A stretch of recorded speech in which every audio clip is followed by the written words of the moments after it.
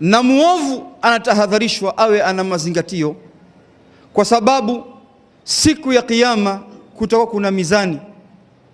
Yule ambaye mizani yake itakayokuwa ya mema ni nzito atakuwa mwenye kufaulu biidhnillah, na yule ambaye mizani yake ya maovu ndio itakayokuwa ni nzito atakuwa mwenye kuhasirika. Ndugu zangu katika imani,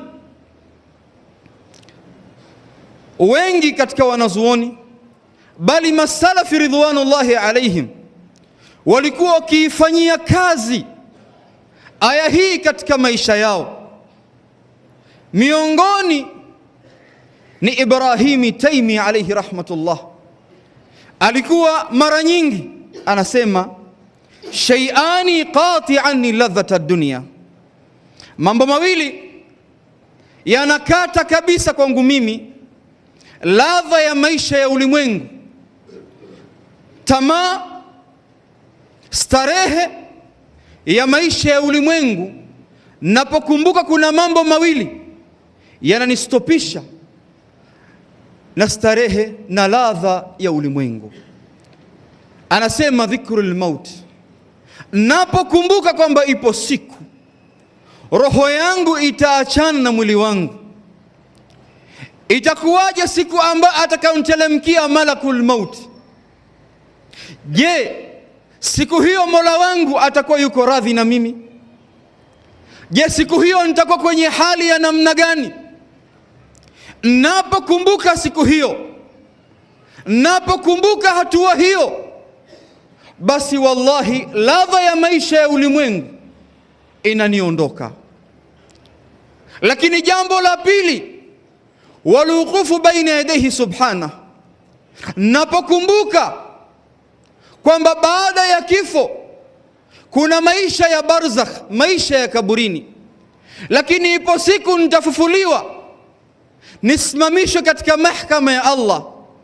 Nitakuwa kwenye hali ya namna gani? Kwenye kisimamo cha Mola wangu, nikitarajia kuhukumiwa na Mola wangu ambaye yeye haifichikani lolote katika jambo ambalo linanihusu mimi. Nitakuwa kwenye hali ya namna gani siku ya Kiyama? Kuna hali mbili, ima njia ya kwenda peponi au njia ya kwenda motoni. Nitakuwa kwenye hali ya namna gani siku hiyo nitakaosimama katika mahakama ya Allah?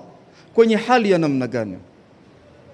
Wapenzi katika dini, ndugu zangu katika imani, haya ndiyo ambayo yatupasa kukumbuka kwa Muislamu, kwa mwanadamu katika maisha yake yote, akumbuke hali hizi mbili. Ndugu zangu katika imani, katika hadithi iliyopokelewa na Imam Tirmidhi alayhi rahmatullah, min hadithi ya Abi Hurairah radhiyallahu anhu, Mtume sallallahu alayhi wasallam mara nyingi alikuwa anasema akthiru dhikra hadhi min ladhat, yani almaut, kumbukeni kwa wingi sana lile jambo ambalo linalokata ladha ya starehe ya maisha, linalokata starehe ya maisha ambayo ni mauti. Ndugu zangu katika imani, yule ambaye anayekuwa mara nyingi anakaa chini na anatafakari kwamba ipo siku ataondoka katika huu ulimwengu, huyu mtu katika mizani ya sheria, katika mizani ya sheria, tukisema sheria tunachokusudia ni Qur'ani na Sunna. Katika mizani ya sheria ni mtu ambaye mwenye akili iliyokuwa imesalimika. Rawa al-Imamu Tirmidhi alayhi rahmatullah min hadithi Abdullah ibn Umar ibn Khattab, anasema kuntu jalisa inda Rasulillahi sallallahu alayhi wasallam, nilikuwa nimekaa